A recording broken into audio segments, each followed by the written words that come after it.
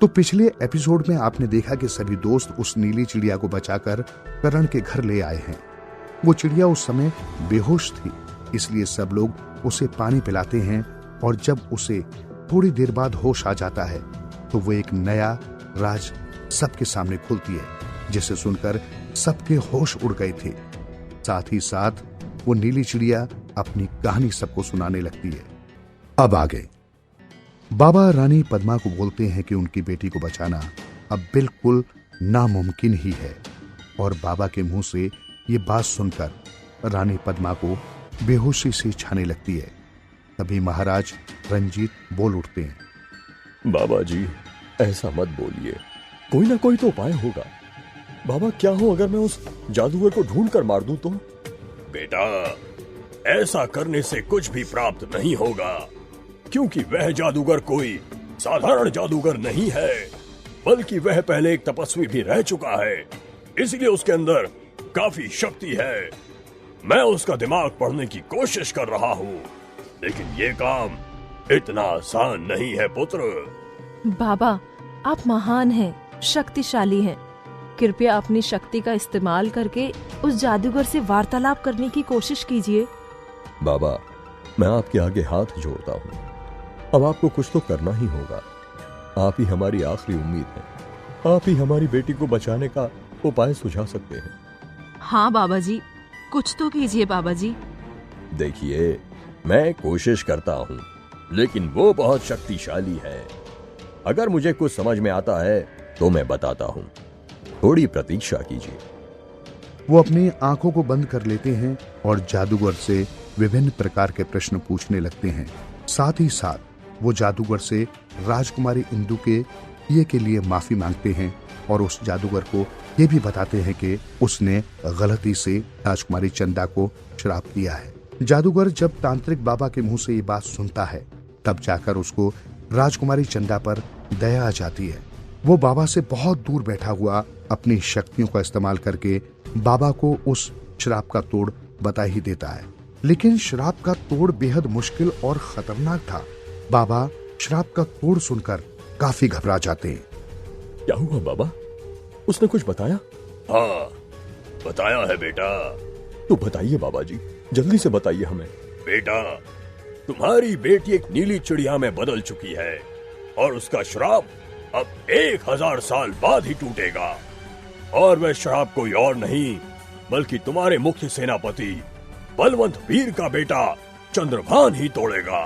बेटा, साधारण सा मतलब है कि तुम्हारी बेटी का श्राप तोड़ने के लिए उसे 1000 साल तक रुकना पड़ेगा। हे प्रभु, ये कैसी मायावी शक्ति है, अब हम क्या करेंगे?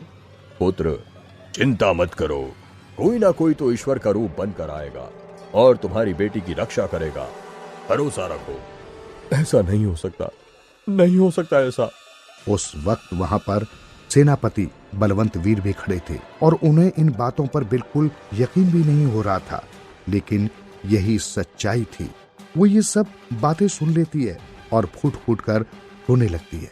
राजकुमारी इंदु को भी अपने किए पर काफी पछतावा हो रहा था, लेकिन अब काफी देर हो चुकी थी। तभी राजा रंजीत बौखला जाते हैं और गुस्से में तांत्रिक बाबा से बोलते हैं। बाबा बिल्कुल गलत कह रहे हैं। देखना, मैं अपनी बेटी को वापस ले आऊंगा। मैं सारी नीली चिड़ियाओं को खोज लूंगा और अपने पास रख लूंगा। मैं बड़े से बड़े ज्ञानी और तांत्रिक बाबा को बुलाऊंगा अपनी बेटी को श्राप से मुक्त करने के लिए, और साथ ही साथ उस जादूगर को भी जान से मार डालूंगा। इन सब से तुम्हारी बेटी को कोई भी लाभ नहीं होगा, अपितु तुम सब ज्यादा दुविधा में पड़ सकते हो। इससे बड़ी दुविधा मेरे लिए और क्या हो सकती है बाबा, कि मेरी फूल जैसी बेटी का ये हाल हो गया है। बेटा, मुसीबत के समय में जोश से नहीं बल्कि होश से काम लेना चाहिए। हाँ बाबा जी, कुछ तो कीजिए बाबा जी। नहीं, मुझे ये सब नहीं सुनना है। मुझे सिर्फ मेरी बेटी दिख रही है, क्योंकि बहुत दुखी।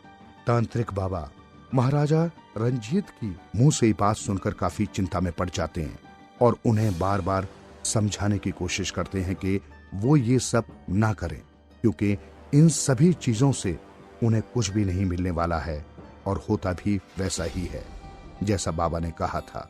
फिर भी बाबा की बात न मानते हुए राजा ने अपने राज्य के और दूसरे राज्यों के सारे नीले पक्षियों को खरीदा और कुछ को पकड़कर अपने राज्य में रखा, लेकिन उन्हें कभी इस बात का पता नहीं चल पाया कि उसमें से चंदा कौन सी चिड़िया है। उस जादूगर को ढूंढो कैसे भी करके। महाराज, हम उस जादूगर का भी कहीं पता नहीं लगा पाए। शायद वो कहीं आसमान में गायब हो गया है, क्योंकि उस घटना के बाद से उस जादूगर को किसी ने राज्य में भी नहीं देखा और ना ही उसकी कोई खबर लोगों को मिली थी। तो चिड़िया अपनी कहानी खत्म करती है और अब सबको ये पता चल चुका था कि ये चिड़िया कौन है। तो वो चिड़िया आप ही हैं, आप ही हैं राजकुमारी चंदा। हाँ करण, मैं ही राजकुमारी चंदा हूँ। दरअसल उस जादूगर ने मुझे श्राप दिया था कि मैं 1000 साल तक ऐसे ही रहूंगी, जब तक कि तुम मेरे श्राप को न तोड़ दो। मुझे तो लगता था ये सब कल्पना में होता है, लेकिन हाँ सच में। लेकिन तुम बोल कैसे सकती हो? दरअसल भले ही मेरे पिताजी मुझे ढूंढने में नाकामयाब रहे हों, लेकिन उन्होंने मेरे लिए एक बहुत ही अच्छा काम किया था। उन्होंने उसी तांत्रिक बाबा के साथ महादेव की पूजा अर्चना कई सालों तक की, जिसके बाद मुझे ये वरदान मिला कि मैं 1000 साल बाद बोल सकती हूँ, जब मुझे कोई बचाने वाला इस दुनिया में पैदा होगा, और वो कोई और नहीं बल्कि करण ही है। विदुषी, लवकुश, जयदेव और करण सभी लोग एकदम अचंभे में पड़ जाते हैं।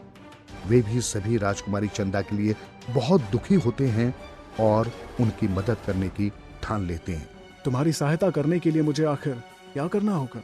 करण, मैंने सुना था कि मेरी चिड़िया बनने के 500 साल बाद वो जादूगर नया रूप लेकर फिर से हमारे राज्य वाले क्षेत्र में आएगा। हमारे महल में उस समय राज्य कर रहे राजा को उस जादूगर के बारे में पता चल गया और उन्होंने एक महान तंत्र विज्ञान को जानने वाले बाबा के साथ बहुत सारी पूजा अर्चना और महायज्ञ करवाए, जिससे एक असुर की उत्पत्ति हुई जिसका नाम वधिराज था। असुर? क्या असुर सच में होते हैं? हाँ, उसको खास उस जादूगर से लड़ने के लिए ही उत्पन्न किया गया था और उसने उसे हरा भी दिया। लेकिन वो जादूगर भी काफी शक्तिशाली है। वो हर बार नया जन्म लेता है ताकि वो मुझे दिए गए श्राप की रक्षा कर सके। अगर हमें वधिराज का पता चल जाए इस वक्त वो कहाँ पर है, तो हमें ये बात अच्छे से पता चल जाएगी कि उस जादूगर का वध कैसे किया जा सकता है, क्योंकि जब उसका वध होगा तभी मेरा श्राप उसी के साथ खत्म होगा। हाँ करण। ठीक है, मैं तुम्हारी मदद करूंगा और तुम्हें जल्द ही तुम्हारे श्राप से मुक्ति दिलवाऊंगा। तभी उसी बीच टॉबी भी वहां आता है और उस सुंदर चिड़िया को देखकर अपनी पूंछ हिलाने लगता है। उसे लगता है कि उसे कोई नया मित्र मिल गया है। टॉबी, इनसे मिलो, ये है राजकुमारी चंदा। चिड़िया उड़कर टॉबी के ऊपर बैठ जाती है और टॉबी घूमने लगता है। तभी अचानक से पता नहीं लव को क्या हो जाता है और वो उस चिड़िया को मारने के लिए आगे बढ़ता है। अगले एपिसोड में हम ये जानेंगे कि आखिर क्या हो गया था लव को और क्या करण इस बुद्धि को सुलझा पाएगा।